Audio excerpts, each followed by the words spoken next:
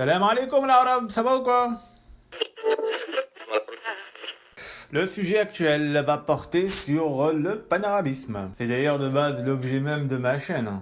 Il y a plusieurs questions que les gens se posent sur le panarabisme. Est-ce que c'est affilié à des idéologies racistes? Est-ce que de base c'est athéiste, etc., etc. Pour répondre à ces questions-là, j'ai décidé de faire un court-métrage en plusieurs actes. Cet acte 1 va porter sur les questions élémentaires que la plupart des gens se posent. Let's go, baby! Bonjour Monsieur Radio Arabienne, donc aujourd'hui vous êtes ici pour nous parler de panarabisme et ma première question serait sur le racisme car bien souvent on se pose la question s'il y aurait un quelconque lien entre le panarabisme et le racisme.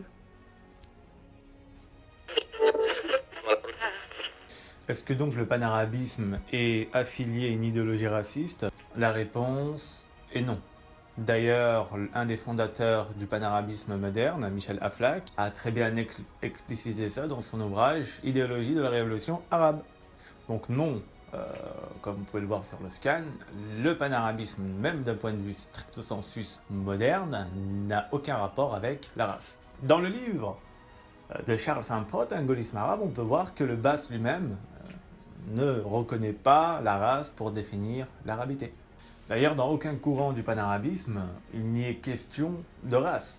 Que ce soit à l'origine du panarabisme primaire, qui était une forme de réaction par rapport aux Ottomans, mais on le verra, ou le panarabisme laïciste, qu'on l'a vu un peu beaucoup plus tard avec le parti Basse et le parti Nasser, il n'y a aucune référence par rapport à la race. Voilà.